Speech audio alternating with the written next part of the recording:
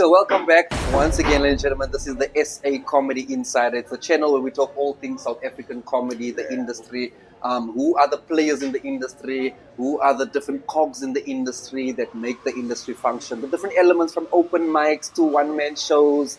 And today specifically, we are talking about festivals and comedy. With Mr. Stuart Taylor. Stu, I normally just ask our guests to give a very short little intro in your own words. In my own words, hey, yeah, it's a tough one because I am a bit of a jack of all trades. You know what I mean? So I'm a comedian, but I'm also a producer. I've won the hat of festival director for Laugh Africa, creator and curator for Mother City Comedy Festival. Here in Makhanda, I've done The Last Laugh, which is like ensemble shows. I produced the very big comedy show. I produced things like the Big Five comedy show. So I work as a producer. I work as a TV creator. I work as many things. But if it's related to comedy, if it's related to building this industry, then I'm there. And I'm so happy to talk to you. Like for me, I think obviously we don't rank guests on the show, but I think you might. But I think we should do that. We should do that. I think you might be like the biggest guest in terms of experience, in terms of, like you said, being plugged into all the various channels. So I've spoken to other comedians who run open mic nights. The viewers got a sense of what it would take to run an open mic night. I've spoken to some comedians about running quality gigs, what it takes to run a quality gig. But Stu, we are currently at the National Arts Festival. Yeah. A very unique experience for us as comedians, being in a festival. Yeah. I don't know how to get into this, but I want to talk about festivals and comedy and comedians. One of the things we were mentioning, me and Takes, is that the festival feels like a hyperbolic time chamber of comedy, where you can do like, let's say a month, 2 months, 3 months worth of comedy crammed into. You can do a year's worth of growth in 10 days. Yes. If you play your cards right. And that's the beauty of festivals, not just this one, festivals all over the world, you know. It's the place where you can jump on stage 3 or 4 times a night. If you're disciplined, you can go home and work on your craft and figure out how to do things differently, and then immediately get the feedback and go and change and get that feedback and change. So a festival is an amazing thing in terms of the growth of a comedian if you lean into it. You know, like, I mean, some comedians in the rest of the world, be it London or New York, they are lucky enough that there are that many gigs that you can go, write, change, bring it here, write, change, and you know, you do it 3 or 4 times a night and suddenly you walk away with a better bit. We don't always have that luxury in this country. Cape Town's not bad. I mean, Cape Town, you can maybe do 2 or 3 gigs in a night on when the circuit is nicely up and running. But a festival, you definitely get to do it. Yes. Yeah. I mean, and let me speak for a guy who comes from Johannesburg. Yeah. We kind of look at Cape Town also, as you said, as the place where you can do many more gigs now. But in Johannesburg, we're building a little bit and we're getting there. But I mean, this is something different. I also find that Johannesburg comedians are not festival orientated. I don't think Johannesburg comedians are necessarily one-man show orientated. They have a different view on a one-man show. I must say they're not a one-man show orientated. I think what I noticed with my generation coming up, right? There was the Cape Town comedians, the eye on the prize was go do a one-man show because we had influences like Solly Philander, we had influences like Peter Dirk Ace, very early into his career, someone like Mark Lottering, and so we all kind of went, oh, that's what you're supposed to do. You're supposed to do an hour and you've got to work towards doing the hour. So 4 or 5 years into our career, they were setting up myself and then Kurt, and it just became what we did. You just do solo shows. You book your theatres this year or next year, and you write the show for it, and you go and you take it. Yeah. Joburg, the focus was, let's get on to blacks only. Let's go on to a lineup show. Let's try and become the headliner of the lineup show.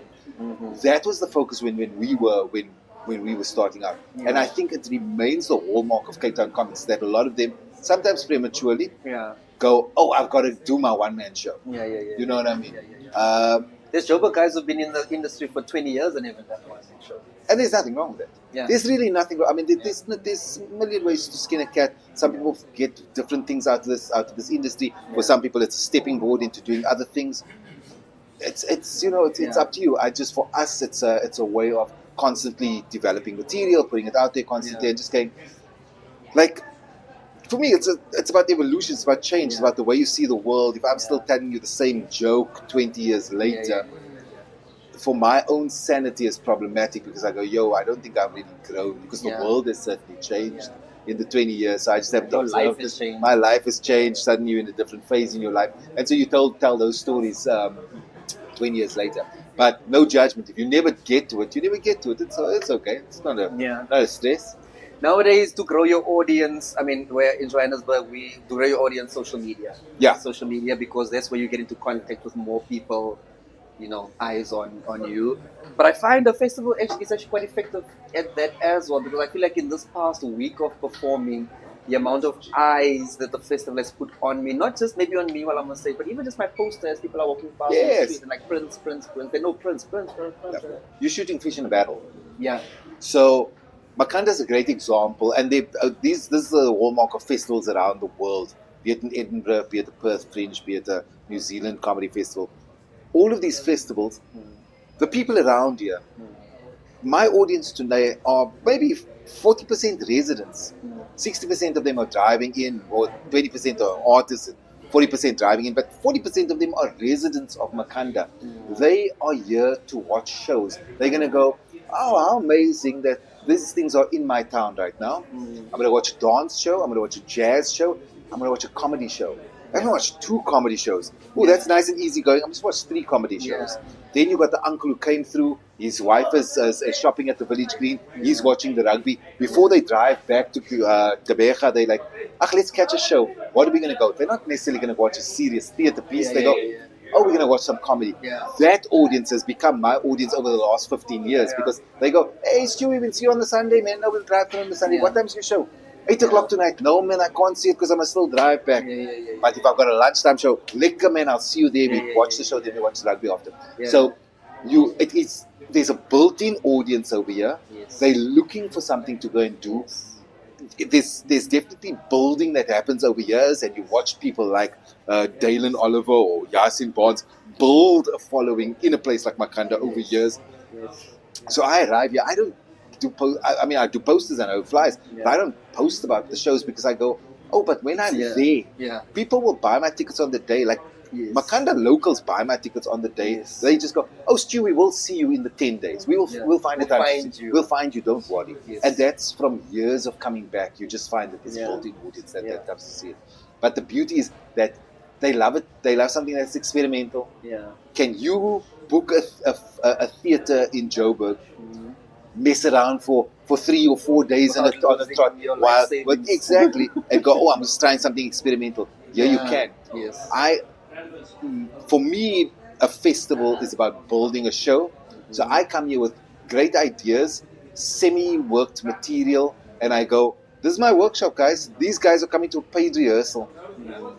And they are part of the rehearsal. They're part of They're fine with it. They love it because they go, my audience on Monday saw jokes that had no one on the planet had ever heard. And I was like, you guys are going to be the first to hear these words out of my mouth. And some of it will be great, and some of it will be, oh, what was this? And some of it will be crazy, and I'll never ever do it again because I just go, that idea just went nowhere. And you go, how cool is that? And the people who are coming to festivals kind of want that. They're like, we want it to be something cool and new and unique and fresh. Festival comedy fits into the ecosystem of comedy. Yes. I think it's an important cog in the whole thing. And so for me, it becomes a case of it's where I can build, it's where I can create, and then you take a slightly more polished product on the road, and once it's really polished, you can take it to bigger theatres. But also, Makhanda Festival, very unique. I speak to some Americans who travel to South Africa to come to the festival. And I'm like, why? And say, no, we don't have a festival that runs like this. Apparently, they say festivals are more of a European concept. I don't know if you told me that or somebody told me. More of a European concept. Very much. You get a couple of Canadian festivals. There's some fringe festivals in Canada. But fringe festivals not particularly big in the US. The ethos of a fringe festival is this. You have a main festival. It's curated. There are people in charge, and they say, we want to put on whatever the theme is for the year. So the theme is change and being outspoken. Okay, now we can get this poet that fits that theme. We can get this jazz musician which fits the theme. And now Amanda Black is coming to perform, and this one is coming to perform. And Mandisi, we need him on because he fits the theme. Very big comedy show. Fits the theme. We know the comics we want. We tell them what they kind of got to talk about. We theme it. it fits the theme. Yes. It's the main festival. Then we go, there's a fringe festival. The ethos of the fringe festival is, no, and it stems from Edinburgh. Yeah. No one gets turned away. South Africa, unfortunately, not enough venues, not enough audiences, Yeah. not enough time in the Yeah, thing. yeah. Edinburgh, you're there for a month, Yeah. so they go, no one gets turned away. As long as you're not doing harm to anyone, Yeah. you can do what you want to do. You want to stand on stage and strip and read Harry Potter? That's your art. Happy days, and they'll make a space for you. A fringe festival is a place where that sort of craziness gets to happen. Yeah. And everyone gets a space, everyone gets a time. Yes. And that's what the National Arts Festival is for us. We all perform on the fringe. Yes. We come here, we jump onto the Graham Hotel is a beautiful venue. Yes. Conrad's venue, St. Andrews, Dedicated for love, comedy almost. pretty much comedy. It used to be a music venue back in the day. Yeah. Perfect comedy venue. Yeah. And it means that the audiences who come, they go, oh, cool, we're going to see something new, interesting, and different. Yeah. But also wild because you also do the Laugh Africa Comedy Festival. Yeah. Now, that festival and Makhanda's festival, two different festivals. Completely different. The one is 100% commercially driven. Yes. I don't want to say, it's not about the art. I'm the festival director. It's absolutely about the content and the art. Yes. But it's framed in a much more commercial space. Yes. It's at the Sandton Convention Center. Yes. It More is compact in a shorter space of time. compact, shorter space of time, 100% curated. 100% curated. I want to know who you are. I want to know your jokes. I will come and watch you quietly Yes, your before I book you professionalism. for that thing. So it's fully it's like the main Without a fringe. without a fringe. Yeah. I say without a fringe, but the beautiful thing is that we created smaller You stages. did. I played on the stage. Yeah, so you go. We had the chuckle stage at some point. Yes. We had a little comedy club stage on the other side of and we had the big 3,000 seater. Yeah, which So- is where people can see the more flexible side of comedy, see some comics that they've never seen before, Exactly. see comedians who aren't perfectly polished but playing in a... Completely. But also, we just wanted it to feel like, if you go to like Cape Town International Jazz Festival, Yeah. it's like all these things are happening at the same time, Yeah. right? And you go, I couldn't watch all of it. Where's comedy? You go, I could watch all of it. Yeah. Okay, but what if? Yeah. What if you made it so? Listen, when Yeah. we're in the main venue, the 3,000 seats, Yeah. nothing else is on. Yes. But what if the chuckle stage can kind of overlap for 10 minutes with a comedy club stage, Yes. and then vice versa? This one overlaps with that. So at any given point, you could have hundreds of people, because also those things only take. This one takes, the comedy club was taking like 200 people, Yeah. and the chuckle stage was like 300 people. Well, chuckle stage is literally anyone passing through. Yeah, exactly. So you go, where will we be? But it meant Yeah. that I like that. at any given time, anyone is watching anything, and you had these stilt walkers, and you had these Yes. these crazy people in costumes, and it was a vibe, It gives- commercial, Yeah. very polished, Yes. extremely. I mean, they didn't spare any expense when it came to Yeah. putting on an event. Yeah. The one thing the Laugh Africa team did not do was go, this is the amount of sponsorship money. Okay, cool. This is the profit idea. You pay yourself first. Yeah. We're like, no, bro. Yeah. You lose your money. You're not getting paid this month. But this thing will be Yes. the most amazing thing anyone's ever seen. And it was a great thing that it's not great for your bank balance when you go, Yeah. hey man, listen, where did you Yeah. spend it on? Well, we spent it on this amazing activation. Yeah. But the experience for that audience, That was amazing. second to none. Yes, and I think we needed that in Johannesburg, especially coming out of the COVID period. We need our festivals back. Yeah. No, we don't have our comedy clubs anymore. Exactly. Key part of comedy. We've got our open mic rooms, cool. Those are building nicely. You've got your corporate, those are nice. Festivals. Despite coming to this festival, I always felt like for us, festivals was a missing thing in the comedy thing. Yes, yeah. But it's not, because festivals are available to comedians. Yeah. There are festivals around the country. There is Woordfeest in Stellenbosch. There's KAK&K in Yes. Oudtshoorn. Yeah. There's Makhanda, National Arts Festival in Makhanda. There's Yeah. Unpack. There's so Yeah. many festivals around. Yeah. Have you bothered applying to them? Yeah. Have you No. bothered writing Yeah. to them and saying, hey man, Yeah. how's about we add a comedy stage this year? That's the reality, is that festivals also, because chances are they'll go, oh, but we do have a comedy thing. Do you want to slot into what we're doing? Yes. Yes. Just because you're not doing it doesn't mean someone else is not doing And- it. There's 100% comedy at Unpack. There's 100% comedy at Woordfeest, at KAK&K. Yeah.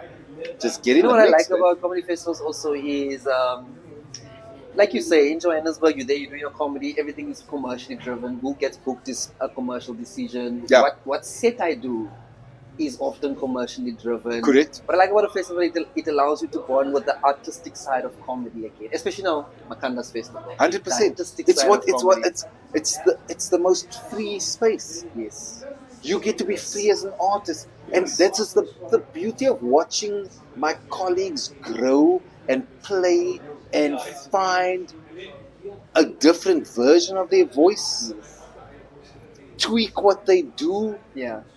I mean, you can do this. I find like every time I do a new show, it's like you reinvent yourself a little bit more. I was explaining, or myself and KG were talking about this. I was like, KG, why am I struggling with the material? I was really struggling with the bit in Cape Town. I was like, I know this is written well, I'm just not performing it well. And he was going, Stuart, almost like the material is here and the timing is here, and you need to let them meet, and then it becomes a bit. And the only thing that gets you to do that is time on stage. Now, I do it at my show, a 5-minute bit. I go, this thing is not working.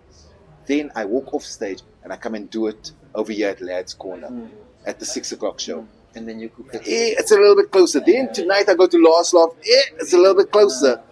They too, when I put it back on my show, now I'm like, I nearly hit it. I nearly hit it. I go, oh, actually, take out the word then and added the word da-da-da.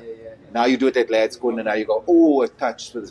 Then you do it at Last Laugh, you go, it's a bit. Yes. It's and solid. That took you 2 days. That takes you 2 days, and you go, excellent, that's nice. But must sometimes say it takes you versus at home, you go, now it takes me 2 months and 30 sleeps. Yeah, and driving and coming back and driving and coming back. To go. And also hoping that when I get there, it's a nice crowd that night, or else it's now going to be another pointless run of it.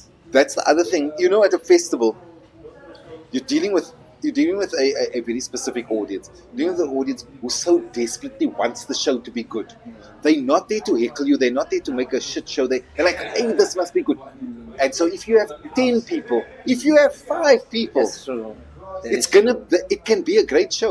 Conrad Koch jokingly says that at Edinburgh, his best show of a run was a night he had 2 people. Yes. Because he goes, it was my most diverse audience. It was like an Asian dude and a woman. He's like, oh, this is so diverse. And they were there for the show. It's true what you say. And so you go, you can sometimes learn more from 5 people in an audience. You can develop more from 10 people in a festival audience than you can going to a comedy club and headlining where there's 100 people, but they're not really invested in it, or they just want you to kill. Hey man, come on! And I'm like, I can kill. Yeah. So listen, and I'm sort of arrogant as hell when I'm writing a show, and then all these guys are running rooms. Then I'm like, yo, I always go. I'm gonna go on quite late. Yeah. And I start by saying to the audience, you got your money's worth from these guys. I'm here trying material. This is things I've written today. Yeah. So you don't get to judge this over here. This is just me using you as a sounding board. I just need the words to come out of my mouth. Then I know if it's funny or not, and then I can go. You're trying to create the safe space that you need. That you need. Whereas you don't need that disclaimer at a festival. No. At a festival, you get up there, you're making funny faces. They're like, oh, it's a face comedian. Yeah, nice walk in. No, that's beautiful. Stu, which comedian should come here? Man, I think it's, for me, the thing I always say to comedians is, what do you want to get out of the festival? It's a great place to get paid, it's great paid rehearsal space. That's my line I always use. I say it's paid rehearsal space. You pay a little bit of money to be here. They give you a room, and you get to play for an hour. Maybe there's an audience that comes to watch you play for an hour, but you'll walk away here a better comic than what you arrived here. I don't think it's necessarily about bringing the one-man show. If you're not ready for that, but a lot of comics are not, then you do a two-hander. Then you bring a little ensemble show where you go, I love those ensembles. You know, there's Caramel Simba and those folks one year in Tobacco, and they were doing, I can't remember the name of the show, but it was like 3 young comics jumped in a car, booked the venue, and they came and they were like, hey, they're on the village green flag. Come watch our show. Yeah. We are 3 guys and we are trying to not be toxic and we're working through our issues. Yes. And they're on stage and it was just funny. Yes. And the camaraderie over there was allowed them to really stretch their legs. And the pressure was off because they were like, well, I'll get Prince to open the show. So Prince does 15 minutes. We're only doing 7 minutes each. Power to you guys, man. I've got all the time in the world for the Oaks who put their hands in their pockets. Yeah. Say, I'm going to invest in my craft. Yes. And then invest in it. Yes. Way too many people in our industry are spoon-fed. They've never, they don't even know there's a festival that they can apply to. Yeah. You go, oh no. Yeah. Why do you think Kanisa Bruno is that funny or that prolific? Because she's here every year with a new show. Yes. And you're gonna go, yes, like that in Bali Girl. Why did she get so fast, so funny, so fast? Yeah, because she's here on stage, you are at your 5 nights. clubs. Yes, 5 shows a night for 7 shows. Yeah. Then when she goes and does that show with Trevor, the rest of the lineup will be like, how is Bali? You're better than when we... Yeah, how did you get that funny that fast? Yeah. Because she's in the gym working out. It's like when Goku... Okay, I was Dragon Ball Z. It's like when Goku, like I said, goes into the hyperbolical time chamber or goes on to Snake Way to train with King Kai and he comes back and they're like, how are you so strong? It's only been like... It's gym. Yeah. A festa. Comedy clubs for me is gym. That is it. This is boot camp. Yes. This is boot camp. It's 10 days. Imagine you're at gym from morning to night. Yes. You're there until you're puking, often because you've been drinking too much that tequila. too. But and then I camp. found what I like about it too is that you wake up a comedian. You go to bed a comedian. During the day you're a comedian. You're handing out flyers, you're marketing. That's a part of the business of comedy too. You're marketing as a comedian. You're promoting yourself as a comedian. Then you're meeting with comedians and socializing. There's a networking part of a comedian. Everything that you do over the span of what a comedy career would be, you can literally micro practice it right here, right now. That's a beautiful way of seeing it. Yeah. Because it is. You are exercising every part of your business and your craft while you're here. Not just the craft, there's the business side as well. Because yes, you got to do the admin of going to the thing over there and sorting out bank details and admin and all the rest of it. Yeah. And yes, you got to do a little bit of accounting because you got to figure out, hey man, what's my budget for my marketing and how much can I actually earn? What's the one You word? get to deal with venues. We got to deal with venues, etc., etc. Which you need to do for the rest of your life. Exactly. And sometimes you sit around, you meet the most amazing people. That thing of the networking. Yeah. So the dude, you guys watching us talk to the guy across the way from us. Yeah. That's the CEO of the Edinburgh Festival. Mm. Then you're like, just like that. Hey man, let me buy you a beer, bro. Yeah. Let's talk. Yeah. Why haven't you brought us there? I've been trying, but your Minister of Arts and Culture hasn't responded to my mails. So you go, it's that thing of, oh, okay, so I do actually have a friendly person over there. And what I glean from him is, if I put in the effort, he'll meet it with some effort. Yeah. Okay, let's put in some effort. Yeah. And then next day, you're sitting over here and you go, oh man, you look so familiar. Who are you? No man, I book, blah, blah, blah. Sitting right over here on this thing over here, the head of marketing for the State Theatre, the Pretoria State Theatre. Yeah. Yeah, I met people the other day. Yes. They run the Market Theatre, a separate room over there. And I was just complaining about how I did apply, but no one responded. They're like, no one responded. There you go. Give me your number. What is your number? There you go. Like, just like that, when I'm back in Johannesburg, I can just call the person out, make the arrangements. Go say, let's have a cup of coffee, man. Come, broken a whole wall. Completely. Yeah. And the festival, that's the thing, is it's our whole industry and the peripheral, the peripheral of our industry is here. Yeah. The guys from Mandela Bay Theatre Complex are here. Yes. You're going to have a drink with Sia late one night. You're going to run into him and go, yo man, Sia, what is it you do? Yeah. Oh no, I book all the shows at the Mandela Bay Theatre Complex. Then you go, well, man, how cool to might bump into a potential Standard Bank sponsor. Yep. You could bump into somebody who wants to work with you in future back in Johannesburg who also came down to watch the thing. And you're gonna maybe find another comedian. You go, yes, like man, I really click with you. Maybe we can write some shit together, or maybe we become maybe we bring him back two-handed down the line, or whatever the case may be. I also enjoy that because obviously I'm in Johannesburg. We're born with the Joburg comics. With Cape Town, I find, okay, I can go there and spend a week or whatever, but I find like years, like this neutral space. It's almost a level playing ground in terms of it, because none of us are from Makhanda. Yes. So everyone is having the same issues. Like if you ran out of water, then I probably also ran out of water. If you didn't have electricity, I probably also didn't have. It's not this thing of yes, man, I chose bad accommodation. Okay, now you can't choose bad and good accommodation. But can walk far. there is a level playing field that happens. It is. Like I can have a chat with Conrad, I can have a chat with Stu, whereas in a different context it may be a bit harder. And also life happens. So if you find me in Cape Town, this conversation most likely would not happen in Cape Town. So, Prince, man, I've got to pick up my kid, I've got like a 10 minute. Life happens and admin happens, and now you're not able to do any of those things. Whereas over here you go, they're available, I'm here, I can grab a chat over here. And also everyone is just in the space, the headspace. All of my people anyway. Are in a headspace of we are in this thing together, and if you ask me for advice, I will give you that advice. Or if you see something and like, hey man, why don't you do a thing like this? We are all open to those kind of things. It's a great, beautiful playing field. Yeah. Stu, I don't keep these interviews very long. I always say that if people really like it, we can always come back for a part 2. Lovely. But I think you've said all the beautiful things. Let me just close with this one though. I do see with you as well and a few other guys that the more you come to the festival, the more in time the festival loves you back. Yes. So it's absolutely that. They go, oh, but you're investing in this over years. Like they also appreciate that it costs me money to be here. Like your accommodation is not cheap to be here. If you're flying and you're hiring car, it's not cheap to be here. So they do go, yo man, you thanks for your commitment to this festival. And so year 1, year 2, year 3, you're like, hey man, I'm just finding my feet. But by the time you get to know them and you actually pop down to the monument, you're like, hey man, nice to meet you, put a face to a name. Lovely to meet you. And don't moan at them and shout at them because they didn't sort out the cable at your venue. But they're dealing with 100 venues and you're on the fringe and they've got the main to do as well. So if they get and they'll get to you, but they didn't. You didn't respond to my mail in 2 days. So that, relax, guy. Just go and ask quite nicely. Hey man, listen.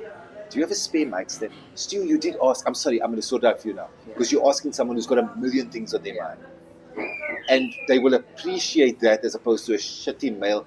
And this festival doesn't care about it. They only care going to the dogs. You only care about the Stuart Taylor show. You couldn't care about me and Marvin. Then they just go, you're being a dick, bro. Just come and talk to me. So that is, you do, I think with anything, familiarity in this context does not breed contempt. It breeds friendship.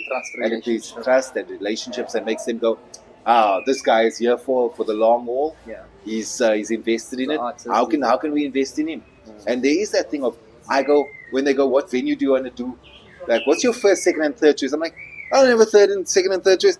This is the venue I want. And they give it's done. Don't put me anywhere else. Please put me there. That works for me. That's where I want to be. Sleep in my room. Yes, exactly. Then I go, and I think I'm lucky enough to have been doing it long enough that they go, okay, Stu, we've got your back on that. Cool. So thank you, Stu. Thank you so much. Thank you. This is SA Comedy Insider. Originally, it's for comedians, orientating themselves on comedy. I just want to know more about comedy. I want to hear from people that you've never chatted to before. Maybe you've never heard Stu talk like this before. This is for you. But it's also for other people on the outskirts of our industry who want to know more about what happens here, who we are, what we do. Maybe you want to plug yourself in over time.